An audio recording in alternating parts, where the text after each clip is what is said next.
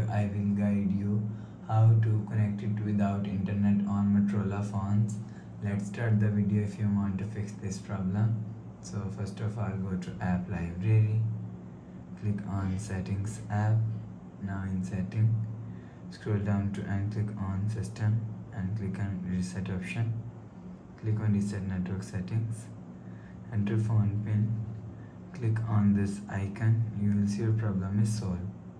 But if it not solved, if you want to fix this problem, restart phone, just click and hold side power button and volume up button at that time. Click on this restart icon.